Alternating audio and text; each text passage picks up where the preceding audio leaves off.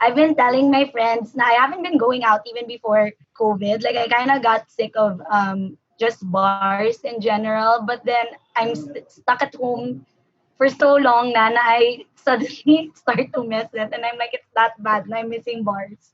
No, it's I four think I even months. miss Yeah, yeah. No, it's really, I miss it. I miss bars and clubs. right. Yeah. It's more the socializing with people talaga din eh. I mean, diba, getting drunk on Zoom and everything, like it's fun, but it's different when you're actually with the person. Yeah, I think I just miss crowds.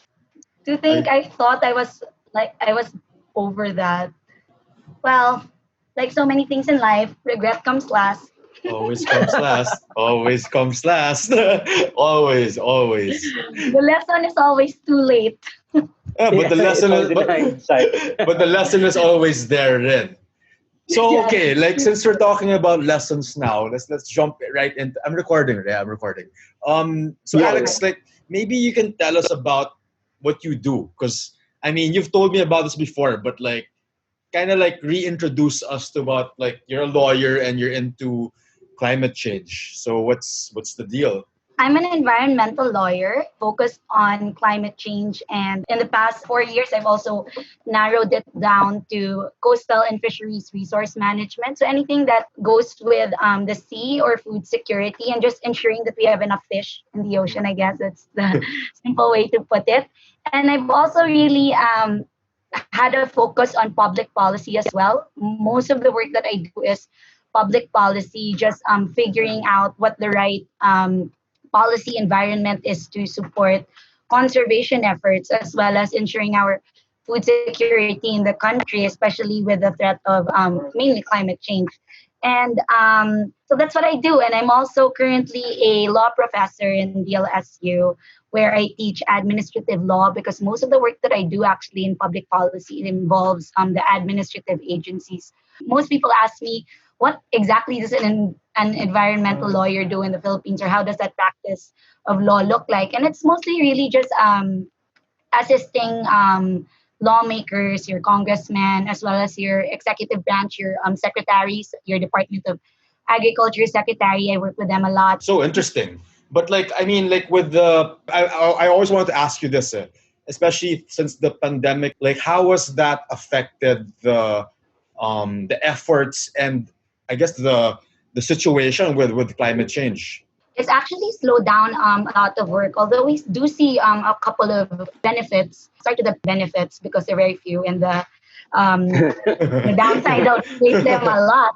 But at least from the pandemic, we've seen how human interaction really interferes with nature. So we see how much human presence interacts with wildlife when you give them a few days or even just a few weeks to breathe and kind of take their space back.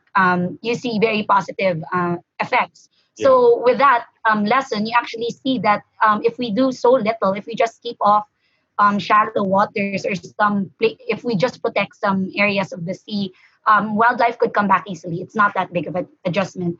As well as we've seen dramatically air pollution clear up for because sure. Yeah, carbon footprint is much smaller. Yeah. yeah, there's been really a reduced because of reduced movement as well as the airlines shutting down and travel slowing down. We've seen the skies clearing, although it really doesn't have that. It does help air pollution, but it doesn't affect climate change as much because, as we know, climate change is way up in the atmosphere more than the. It's not the air pollution that you see just in the city. And then It's you also see wait, that with enough political will, the things that we've been telling governments to do to slow down climate change is actually pretty doable. Like we've been telling governments for the longest time that maybe we can do a partial work from home setup. It's Yeah. actually doable, and we don't really need to. And there's so many meetings that we can do online, really. You can do all your And meetings yeah, online. In a yeah, way.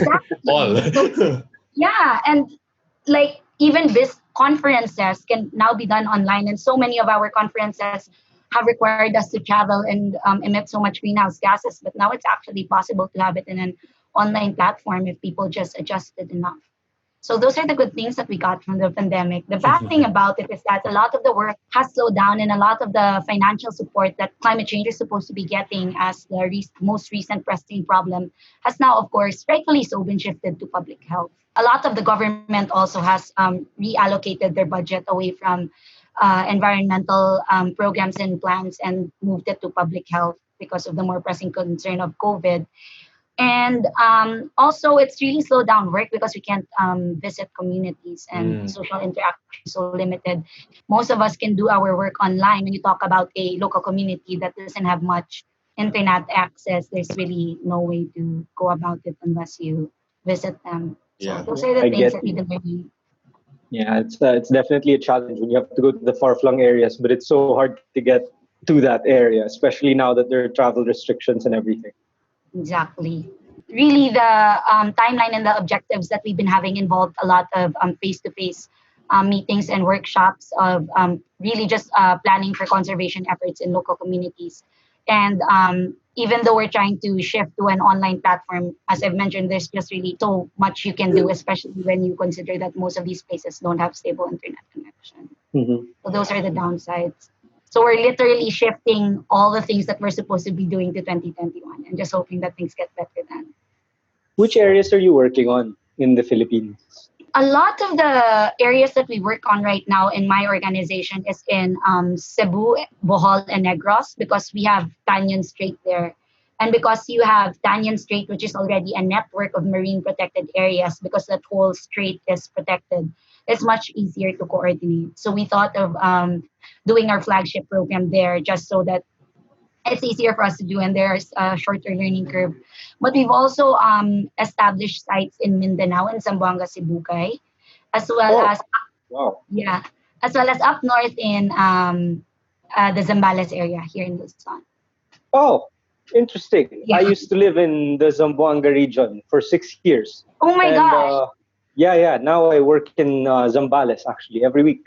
Oh nice. My Which, last work trip which, before anything happened was in Zamboanga, Sibugay. oh wow, okay. Ipil? Yeah, that was the last trip I took. Okay. Ipil, Kabasalan, which part? Oh, Ipil. Yes. Ipil, okay, Yes. capital. Capital. Yeah. The food is great. Yeah, be careful though. Yeah, Yes, right. that's it.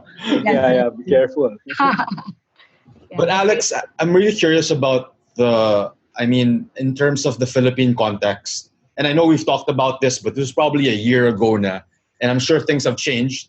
Like, what are the pressing matters that need to be addressed, like in spite of the pandemic? Because I feel like it's still important and it's still escalating. It seems like based on the news I've been seeing.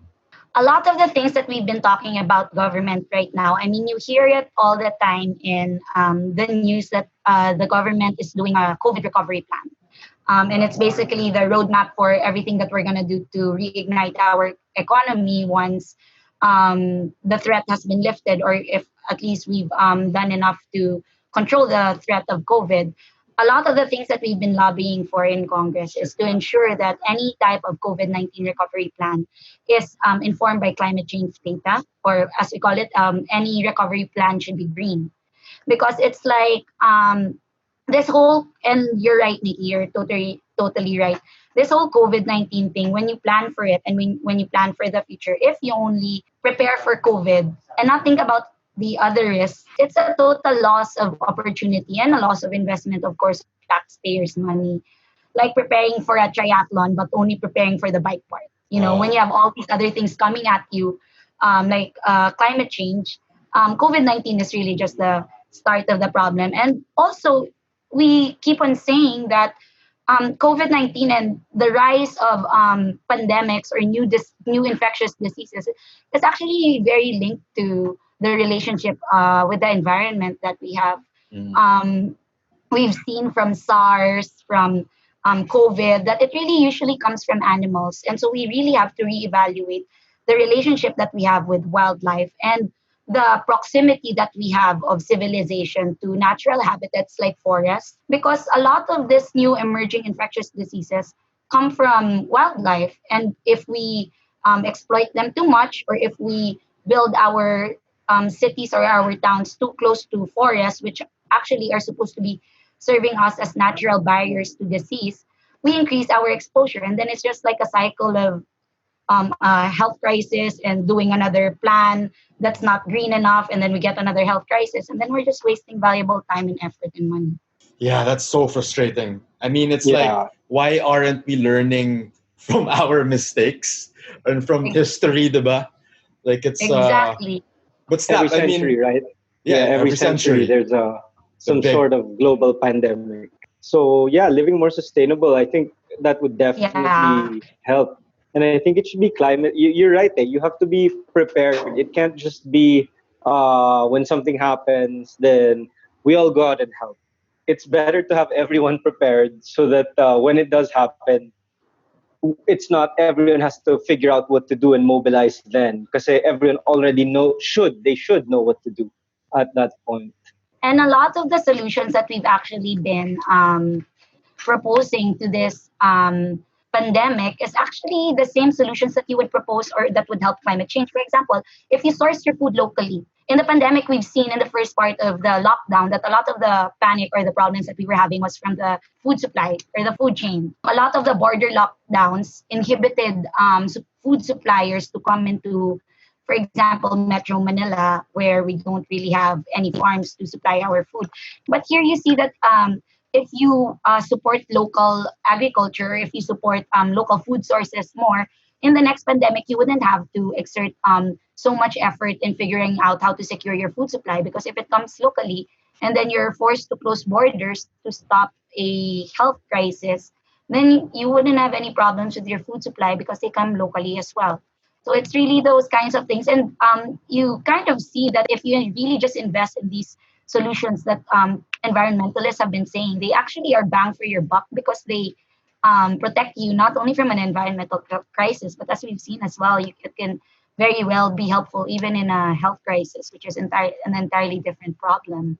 yeah, no, that's so Mhm. interesting because I feel like like we hear like the hippies, they're saying grow your own food, have your own renewable energy. But look what's happening now. Parang it's like everyone knows naman Yeah, what to do, but it seems it's so difficult to shift in terms of the in a structural level.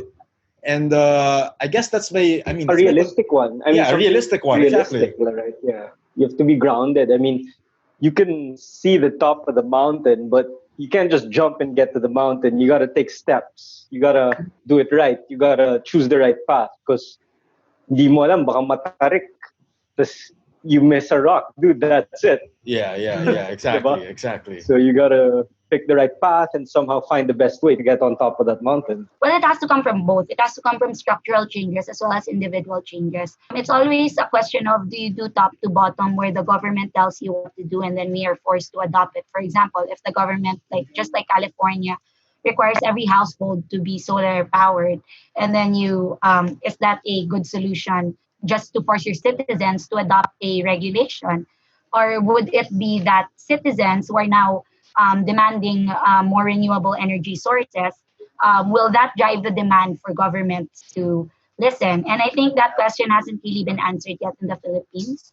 I think the public policy aspect of renewable energy and all these changes that we're supposed to be doing for climate change has not really been threshed out yet in the Philippines. But a lot of the stoppages or the blockages, I think, at least when it comes to renewable energy and talking about solutions for climate change, is we really need more government support. I mean, you can't incentivize business to pull out capital, Agree. right? Agree. You can't Yeah. incentivize, I mean, you can't force business to dole out capital or additional money for Uh-huh. capitalization to shift to a greener pathway if you don't incentivize it because a lot of businesses would be, especially now recovering from the pandemic, a lot of the businesses would really just try to be short-sighted or medium term and fight or work to survive or to revive their business. So it's really up to governments to incentivize it. A lot of the things that governments see when we talk about environmental investment is that they see it as well, one, costly if you incentivize businesses because you'll have to cut that out from your national budget and give it to businesses if they decide to turn green or solar. But also it's we really need to drive the role, I think, of the public and civil society is that we really need to drive home the point that anything that we invest into solving climate change right now will actually come out as savings in the future. Mhm. Because just like a couple of years ago, we lose probably 41 billion in agriculture alone in climate change effects.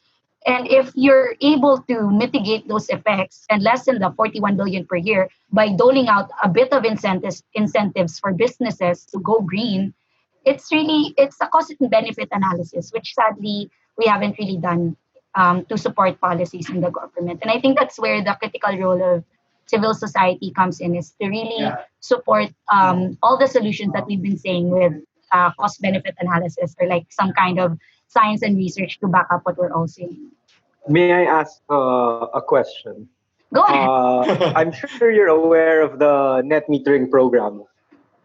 Okay, so given your experience, I'm sure you're also aware how the net metering programs work in like the United States or in Europe, for example.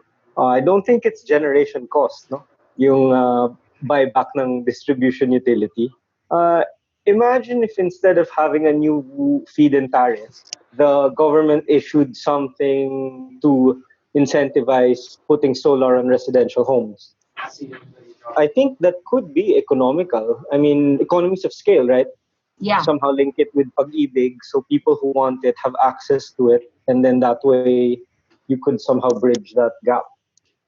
A type of loan that would be able to, in renewable energy projects, one of the biggest hurdles that people need to get over is, we call it the duck curve, where the amount it takes for you to get to your ROI is so far away, and the losses or the expenses that you have to do to get to your ROI, you'll have to spend so much until you get there, and that's why it's called the duck curve, because your gains go down before it goes up. And I think one of the, and that's great when you mention a loan, because I think one of the things that would really encourage, it could encourage investment in solar energy, whether by a company or a household or a family, is access to loans that could kind of fill in that duck curve. Yeah, I Diba? think it could be economical. Yeah. It really could be economical.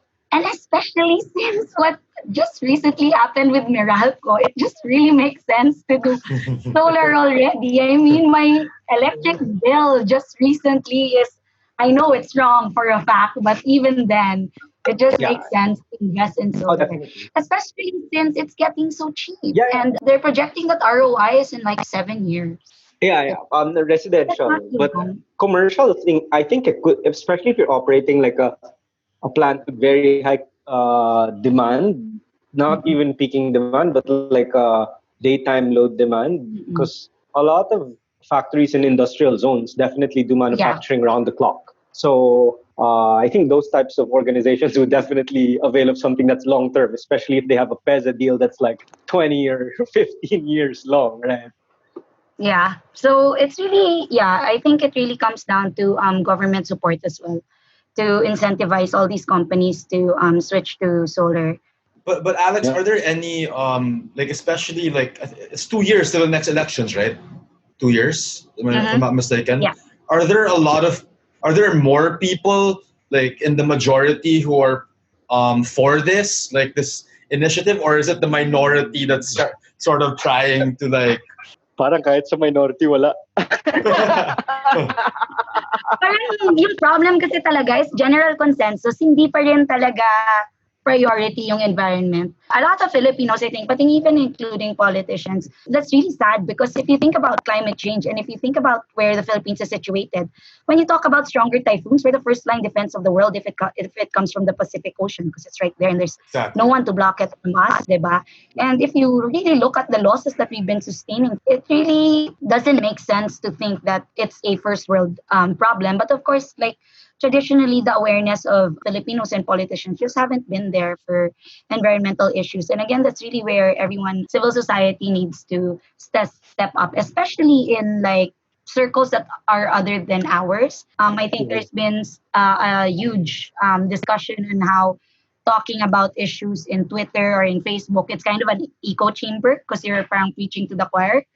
So the work I think really comes when into reaching those far-flung communities, those circles that might not be as aware, because ultimately, when you raise awareness in, for example, Class C, D, and E, those are the people who could push the vote as well with their congressmen and their senators and their local politicians to care more. So in that way, it's a bottom to top approach where the demand really comes from the voters as well, because that's really how you make politicians listen. Oh man. Grassroots. Yeah. Yeah, Yeah. But You that's how they know. listen. That's it. They only care about the Yeah. votes. no, but it's just kind of like frustrating because like I'm sure you guys have heard about Tao Expedition, and it's its own ecosystem na. You know, they grow their own food. They're able to give jobs to the locals, and they're able to basically like parang embrace their culture with by sharing the bring, well, of course before the tourists were the main driver, but now parang they're still there though, you know what I mean? Like I for me it's like I've seen a lot of different subcultures in the country wherein people are like doing good. Like we talked to like with where we had Raf Janicio, he does Mad Travel on the Like travel. podcast like a few weeks ago, and then we were just talking like there's a lot of I guess neglected wisdom from the indigenous people that are thinking very very long term, very very for everybody, and I don't know, like I've been hearing a lot of from lately actually a lot of families that want to migrate out of Manila, because now that they have kids and parang Manila's sort of like such the epicenter of the pandemic. They want to be able to just be around nature. So sometimes I think, oh, is this the shift? Is this the shift into like that consciousness wherein we gotta be, like it's just we can't do anything about it, diba? So let's try to live as sustainably and near nature as possible. And I think also, I mean, I might be speaking personally, but this pandemic has really shown you that it's possible to be stuck in your house for this long a time. And if you take that possibility, I start to think, well, I would like to be stuck in a place that I feel like I can stay Exactly. for a long while without getting sick of it or not really liking my environment. So I fully understand that. And that's true na there's a wealth of indigenous knowledge that we're missing out on. And I think a lot of environmentalists have been really trying to listen to indigenous peoples. And a lot of the conservation boards that we have now in the government have indigenous people representatives. I used to think that it was because they usually own the land or they live in the land. But now I'm starting to see that it's really because there's just a wealth of knowledge that they know. If you think about it, if there's any community in the Philippines or even the world that has lived so harmoniously with nature without any problems, it's really the indigenous people. And we've actually started mentoring a couple of youth leaders to talk about climate change. And one of the things that we first talk about is really why indigenous peoples are so important to the conversation. And one of them, I talked to them last Saturday about exactly about this for their first module. And one of my mentees said something so nice and so beautiful. I asked him, why do you think these types of communities, like indigenous communities, find it so much easier to live harmoniously with nature, and why us in modern society who are more educated, if you think about it in some sense, and have more access to technology, why do we find it so hard to just live harmoniously with nature, which is ultimately more beneficial to us? And he just said that maybe all boils down to what we define a good life is. And he said that maybe the definition of a good life of indigenous people is that they are able to take care of the earth, of exactly what gives them or provides them a good life. So I kind of thought about that, and I kind of it all boils down again to the way you live your life and living sustainably, and just having this overall, I think, appreciation of Mother Earth, and also your close connection to or reliance to the ecosystem. I think humans have detached so far from that, thinking that all of this is renewable and not none of this things would run out, and it just, I think it's our ego, kasi like the Yes, it human ego is. just thinks we're the center of the universe and we're not part of a larger web of life. So I think that really was insightful when he said that it was really, it all boils down to what you define as a good life is. No, I totally agree. I think that's a beautiful statement. Overall happiness level. Overall Yeah. happiness level. Yeah. I guess I'm just curious about like personally for you. I mean, we've all been home pretty much for the last 4 or 5 months. Like how was the shift? Has there been a shift, like a mental shift, emotional shift in terms of how you see things, how you see your life, or how you want to like live your life, like moving forward? At the start of the pandemic, it was very hard for me personally to concentrate on my work because it felt like there was this huge problem that the globally that was happening, and it was so much more immediate at this time than climate change because it's an immediate threat. And for a while I really had to sit myself down and refocus and think of why the work I do still contributes despite this new problem that we're facing. And I really think I found that through the first few weeks of the pandemic. I really started reading about how a lot of these infectious diseases would be because of our close relationship to nature, and that's one of the things that I learned, and that's one of the things that I carried throughout this whole lockdown of just advocating for the same in government to really think about the environmental aspect of pandemics. But it's really it's really hard. I've had my bouts of anxiety as well. I've had my bouts of, is the world ever gonna return back to more normal? I've even, it sounds bad, but I even had a phase of hoarding toilet paper and tissue just because I was so worried, and it really got that level of crazy for me. But I think probably I feel like I've normalized. I feel yoga helps a lot, and you know this, Nikki. Yeah, yeah, yeah. But yeah, it's really, it just really gets hard sometimes to focus on the work when you have such a crazy thing happening outside and such No, a big I problem the world is facing. no, I get you. I get you. I think Yeah, yeah. I'm actually. I mean, I'm not saying I'm glad. It's relatable to hear that you're also struggling because we all are going through the same thing. You know, we're the anxiety, the waves of anxiety, and depression, confusion. Like nihilism na. But parang the thing is, we can't forget about the big picture, then, because we're still alive. You know what I mean? Mhm. Like, and sometimes it kind of puts things into perspective. Now, okay, this is just, we're used to a certain kind of life. Now it's been taken away, but the thing is, there's still a lot of work to do. And I mean, You correct have me to if I'm adapt. wrong. You're doing pretty meaningful work, and Thank there's you seem to have like a great sense of purpose, and I think that's super important now. Like to like be driven by that, and not just by money or fame or power. Like I don't know. That's just me. That's just my opinion, though. But one of the things I think that I also took away from the whole experience of lockdown and the pandemic is that I really hope people start seeing how little they need to live. Mm-hmm. Mm-hmm. You know, I think we've all been forced to conserve in some way. We've all felt how it feels when resources are scarce because we just, at the start of the pandemic, we just didn't have access to it. And I think people start seeing that it's really possible to, again, I'm going to mention it, source your food locally. At the start of the pandemic, we really didn't have access to us, not even as much to groceries. So we really relied, at least in my community, we relied on community supported agriculture, where our barangay had one supplier come in from Baguio and bring us para mobile palengke Mm-hmm. and bring us our fruits, vegetables, and meat. And you see, we've been saying for the longest time that community supported agriculture is the way. We've been saying for the longest time, just get your food locally so you don't have too much greenhouse gas emissions. And now I hope people are starting to see that it is possible. It's not that hard. A lot of people think being sustainable and being low waste is hard, but it really isn't. You've already done it at the start of the pandemic.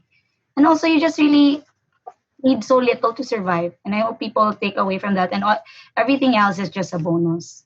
Exactly. I agree with you completely. Although there really are some challenges. Nikki knows this as well. We talked about it with Ra. We tried to do something similar. So in Zamboanga del Norte, about 4 or 5 years ago, we successfully did a similar type of program. Not government funded or privately. We taught people in a town outside of the capital how to plant basic fruits and vegetables. Like, the stuff that's easy: tomato, papayas, chile, things that you can schedule over 1 year, but you can have multiple Mm-mm. harvests. It worked, but then when we tried to implement the same thing in a town in Batangas, I won't say where na lang, we encountered a lot of challenges institutionally. And it actually, my cousin and I decided to, after about 6 months, shut the operation down because it wasn't economical anymore for us to do the. And we taught them, because the people you will employ to do the similia, to the transplanting, to the watering, to the harvesting, to the farm gate price selling, to the market in that specific town, parang sila rin yung nanggugulo sa gabi. So, paano na? I mean, I get it when it's government, when it's really channeled through government. I think there's a little bit more structure to it. Yeah. Versus if you just try to wing it, kind of a lot of things happen. And again, I think there it boils down again to government support, if Mhm. and institutional support. If the government is able to set up a system where they are able to support community supported agriculture, then it will run much better. Because a lot of the things that we encounter in all these solutions is that there aren't enough institutional policies yet to support it, and that's exactly the work that I'm trying to do, is to put enough policies in there to make things running smoothly. And I think one of the biggest keys, opportunities, but also one of the biggest hindrances, knowing how hard it is to work with government. Legislators, exactly. But Alex, what made you decide to be a lawyer anyway, and also specifically get And into climate change advocate. and climate I change? mean, Like, what's it's your a pretty good story? mix. I grew up in Bacolod, so I'm not exactly a city girl. And then add to that, my dad became a trustee of a marine sanctuary in an island in Negros. So when he put that up, the the story of that island was that, and I've always been so amazed when he tells me this story. They saw the island when they were out boating and fishing, and then they noticed that there was an eagle's nest in one of the trees. They heard from their locals that the mayor wanted to cut down the tree because it was a big tree. She wanted to sell the wood for it. So my dad and four other of his friends wanted to manage the island, turn it to a marine protected area. They had to deal with they had to take out a loan from the land bank, a trust, and then they had to put up a non-government organization, and then they had to have the whole island declared as a marine protected area through convincing the Department of Environment and as well as the local government unit there. It was a great amount of work that he was doing. So we'd have to spend weekends on the island because he was That's working. amazing. Yeah. So a lot of the things that my weekends really growing up were spent on that island. I don't know, when people ask me now why, I just say that I guess because I grew up there, it just really made sense. I mean, I grew up in an island. I enjoyed being there every weekend, getting away from school, getting away from the city, and I loved how it looked. I loved seeing all this wildlife. I saw like snakes in the kitchen. So I just really couldn't imagine doing anything else because I loved that island so much. And I thought to myself that if I'm gonna do anything with my life, it's to protect this island, which of course eventually it turned into something much bigger because I'm now here in Manila. And then climate change really happened when and it's gonna sound so cliche, but climate change really happened when I saw The Inconvenient Truth by Al Gore. An Inconvenient Truth, yeah. And it really opened my eyes, and I realized that more than just there were there was a whole world at stake. It really just wasn't an island anymore. And I decided that if the problem was that big, then maybe I should be devoting a lot of my time to trying to solve that, because the very existence of Earth is being threatened. And so that's what I did. And then at first I thought I wanted to be a journalist. So I always was thinking about what was my medium for my advocacy. And I always thought that it was journalism, because I thought that it was important to tell stories. But then for some reason, I think really honestly, because I didn't want to take too much math subjects, and my journalism course had too many math subjects. So I feel you, Alex. Same. right? Abogado nga. Abogado. I decided to drop it and go. And the only thing I thought of at that time was how will I tell my dad and he doesn't get pissed off that I'm dropping this subject. I mean, I'm dropping this course and switching to art school. So I thought about it and I said, I'll just tell him I'll go to law school so he doesn't get upset. And then I went to law school. And then I realized I liked it. I think Nice. I'm fit for law school. So that's what I did. And here I am now. That's Nice. an amazing Nice. journey. That's an amazing journey. But Alex, like, I guess this is just me, and Snap knows that I'm always trying to like find answers that maybe I shouldn't be asking. But We can I edit mean, naman eh. we can edit naman eh. So let me ask na lang. But Okay. like, I guess because I mean I really enjoy talking to you when it comes to these things. Eh. But I also like how there's a very noticeable progression in terms of the effects of climate change. And you know, we talked about this. You know, Manila isn't designed. The city, there's no city planning. That's why all the floods and you know all these like infrastructural problems keep coming up, and the earthquakes pa. But like from what you know, and what I guess with the community and the climate change sphere, what are things we need to look out, especially here in Metro Manila. Metro Manila specifically, is a lot of it is going to disappear when the sea level rises. It's not going to happen in our lifetime, but if you're going to have kids, they probably need to look at the maps of sea level before Jesus. they set up their houses. Yeah, this is a reality, right? We've had this conversation. Yeah, we've had this conversation a lot. Yeah. And then you pair that with having to check where the earthquake fault is, and the livable parts of Manila is going to be very small. So that's the reality. Not even Manila, maybe. Yeah, not even Manila. Manila and Makati are going to be underwater. It's probably going to be Parañaque, but then you have a fault line also, I think, in Parañaque. Right on the side, yeah, and the Yeah, smaller so- part. Right? Yeah, so I don't think you should really be there anyway. As to the other islands of the Philippines, a lot of the smaller islands will, of course, be susceptible to sea level rise as well. And you also have to think about, if there are stronger typhoons, don't try not to live in the eastern seaboard. So that For includes sure. Siargao, that whole eastern side of the Philippines, because the stronger the typhoons get, they really will be your first line of defense. And we saw what happened in Yolanda and how devastated they were compared to the other more inward islands. So that's one of the things that we're gonna be thinking. And not to be apocalyptic, but a lot of the projections that climate change is showing is that if the waters warms too much, if the global mean temperature rises even 1.5 to 2 degrees, that's such a small margin, by the way. It's not a lot. The waters in the Philippines are going to get too hot that the fish will start to migrate to cooler waters, which is in the northern hemisphere, so Japan and China and all the other countries above us, because it's just so hot here because we're in the equator. So we have to, that's why we're so worried about food security. And as early as now, we're trying to ramp up. It's really kind of parang defeatist approach, but also because we really are left with no choice, where we're starting to really try to make our corals and our marine ecosystem healthy enough that if climate change does hit, they'll be able to jump back faster.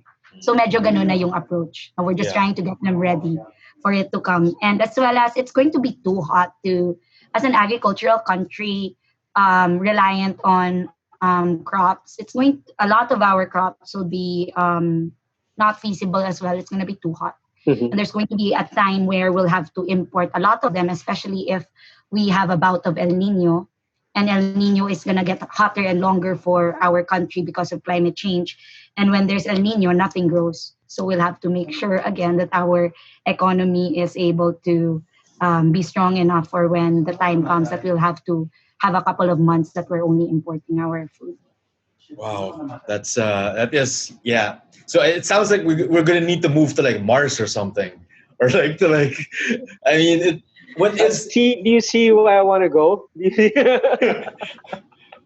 Sure, Europe is a good idea. To be honest, they keep saying that if climate change gets worse, Europe is going to look like the Philippines. really? Yeah. So Eh, Europe would be, bago eh, di ba? Sinabi ko na now I'm not so crazy, huh, Nikki? From years Yeah. ago, huh? What? She's an Nuts. actual lawyer and environmentalist saying this. Yeah, no, it's really, it's just like, I don't know. I mean, like, for me, it's, we always have these conversations. It gets very existential in the sense that parang, especially, we're all getting older, and, sometimes people ask you, do you want to start a family? And then me, I really, like, I remember talking to a bunch of, like, uh, people in Portugal, and they were all very, green minded and wanted to, save the earth. But then they were like, you know what? With the looks of it, it doesn't look good for the world. But like, if knowing that maybe all we can do is just be nice to people, live in the most sustainable way that we can, and just, That's zero sum game. That's. I mean, sorry, I'm not being nega, but that's zero sum game. but yeah, I It's know, like but I I get won't do you. this, but I'll parang wala eh. Walang, you're not adding to the solution. Okay, you may not be part of the problem, but you're not adding to the solution. What I But think you it want, should be but a you little bit want, more. but you want to move to Mars. No, no, no, no, no. I want to move to Mars so that things can become more.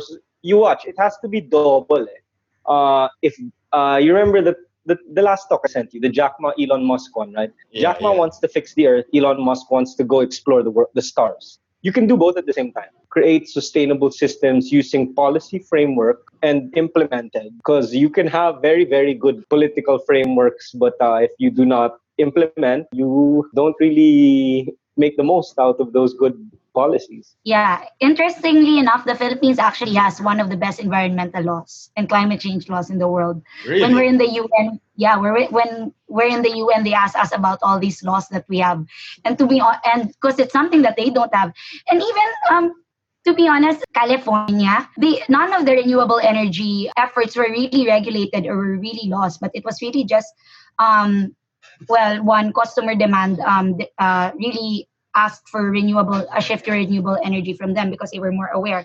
But sorry, going back to what Snap was saying, it really is a question now of implementation. We really have so many good laws in the Philippines. We really have so many good laws, and it's a host of problems for implementation here. It's, well, number one, corruption, which then I think you really can solve if you just raise the salaries of our government officials. They don't earn much.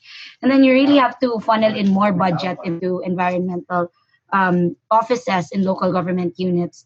It really is, yeah, a question of implementation. And as well as there's always been a debate whether do we do personal actions or do we do systemic change? And Mm-mm. Snap is right. It really has to be both. A lot of people have been saying that stop doing personal action because what's the only thing that's going to make a difference is systemic change.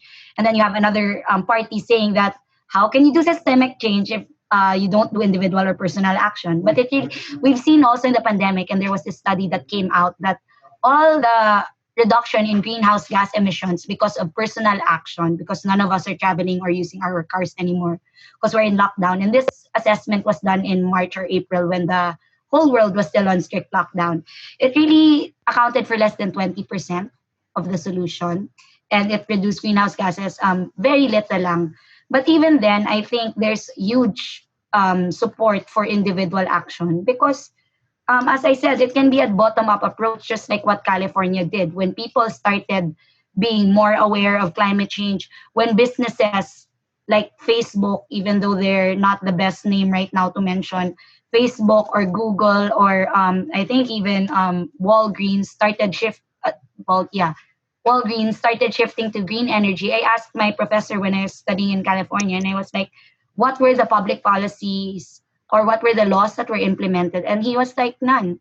It really was because bottom up approach, grassroots, the people just started asking for more renewable energy. And young professionals, young CEOs like Mark Zuckerberg were in tune enough and felt responsibility to address climate change. That's out of the goodness of his heart. He just said, well, Facebook is going green, period. So I think those are the kinds of opportunities that we have. And that's really the type of, I think, mass action and mass calls that we're supposed to be doing. And hopefully we have young CEOs who are able to shift to greener economies as well and to greener operations for the main reason that even without government intervention, they just feel like it's the right thing to do. No, it's so true. That makes a That's lot so of sense. That Yeah. I hope a lot of people hear that. Yeah. That should resonate with some people, right? Like you can really, I mean, you can see it naman in the little things rin eh, like how, now parang bring your own, like own bag to the grocery. And it's little things like that I think are going to trickle over. I mean, it's like the same, I guess, no, I don't even want to mention the mask issue. But like, I mean, like, I don't even want to go there. Forget it. So COVID. I know. I just like, I can't help it. No, but like, It's like every time, dude. I know. It's just been, it's been a bad week. It's been a bad week. But okay, Alex, I want to end this on a good note though. What are good examples of like maybe communities or maybe even countries that are doing like the right thing in terms of moving forward for a more, I guess, sustainable and green future? This will come as a surprise, but I'm going to say China. Really? Wow. They India next. yeah, they really Yeah, dramatically, and I think it's a necessity thing also. They dramatically decreased their air pollution because it just got so bad, and their air quality standards are so much better now that I actually found out that to try and buy a car in China, you'll have to wait for 3 years Wow. because they regulate the number of cars that much that you'll have to wait that long of a time to buy a new car because air pollution is going so bad. And actually, and I think this is a function of China really just being opportunistic economically. But the race for green technology, especially to create an efficient battery for solar energy, a lot of the incentives that the Obama administration, even the Bush administration, provided for science and tech development in the US for climate change, a lot of that has been stripped off by Trump, as we all know. So China now is trying to be the leader and the government is trying to encourage that kind of science and tech research and development because it's always been said that since solar, the only problem with it really right now is storage and creating a battery that's cheap and efficient. If China is able to crack the code first, the amount of money that's gonna funnel into their economy just by all these countries and all these companies buying that battery, it's a huge opportunity business wise. So that's why I think China is a leader, also because they're just thinking and working so smart as usual. I And guess unahan nila yung Japan, no? exactly, exactly. And Norway and Sweden are really, when we talk about waste management and managing methane, which is the most potent greenhouse gas, Norway and Sweden are really doing wonders with their waste management. So that's really great. You could really, it's not a country, but you really could look at California too. I keep mentioning California, but they really are an leader in trying to rely less on electric grids. This might be my bias lang as a public policy person, but when you look at the development of how they were able to institute the right policies and to get government support and the role of private business as well as its citizens in really driving that shift to greener energy, it's really really, really interesting to see how much they capitalized on that momentum and really used it to change. When you said methane capture, so what's that? Digesters, Um, or I'm not too sure. I think they have incinerators. That's what they use. so waste to energy, Yes, municipal waste, yes, rather than letting it compost. yes. Yeah, Mm-mm. so we kind of have to change that incineration law, no? A lot of the technology also sa incinerators, I think a lot of some technology get it wrong where they burn it. I'm really not sure what the scientific term is, but when they burn the garbage wrong, it really doesn't capture or get rid of the methane. But whatever Sweden and Norway has been doing has been that type of incineration technology has been working.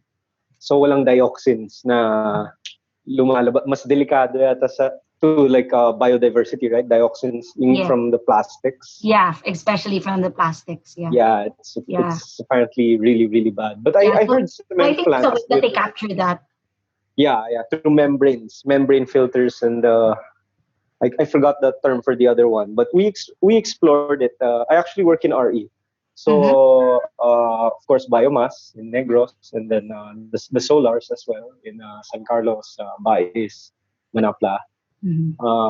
I really think that waste to energy, especially municipal waste to energy, is something that is super untapped. Because then you won't have people throwing their garbage into the river, into the water, because you could somehow monetize it and make it Oh, more Stan, could you sustainable. expound on this municipal energy in layman's terms for our? Uh, okay.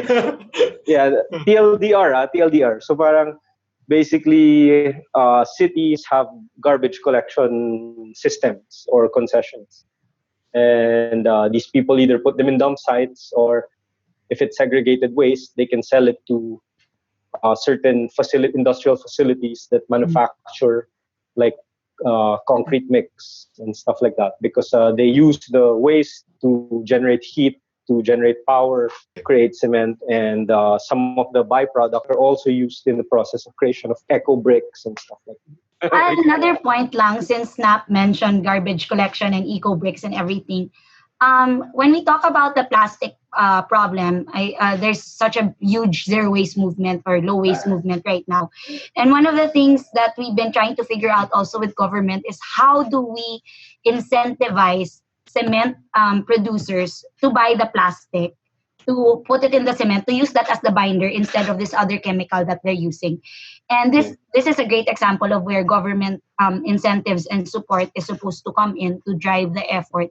Because right now, cement companies are not buying the plastic, the sachets actually, because the sachets are really the ones you can't recycle. The reason why the cement companies are not buying the sachets is because it's much more expensive, as if you just use the normal chemical that they use to bind the cement blocks. So I think that's one of the prime examples where hopefully government can step in, provide maybe a tax break or as an incentive for all these cement companies that use sachets in their binders for their cement blocks, so that we can finally solve this problem of plastic waste. But so far, it's not yet happening.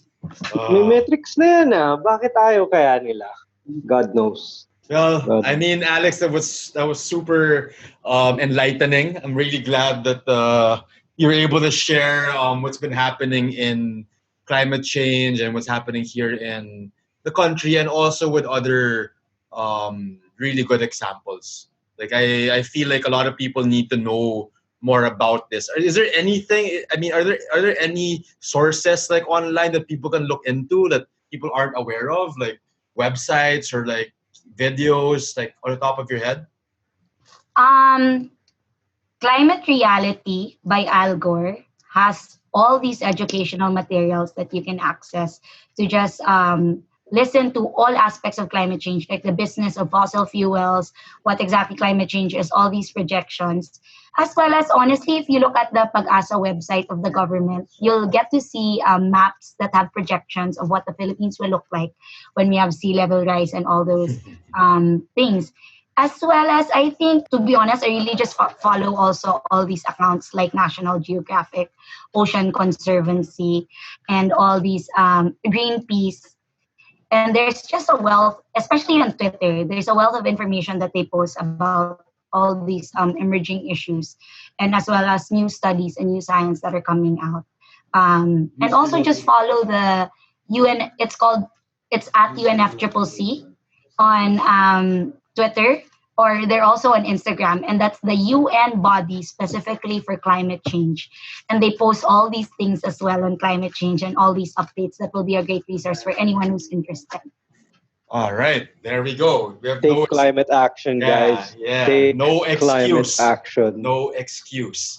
You want to live on a mountain or you want to live by the beach? Climate now. Alex, thanks so much. Thank you. So much fun. Thanks So so much much, fun. guys. This is a lot of fun. Thank you. And I hope to see you guys in person soon when all of this is Hope so over. too, Hopefully Alex. soon. Hope soon. Take care, Thanks, Alex. guys. See you. Bye. Bye. Take care. Stay safe.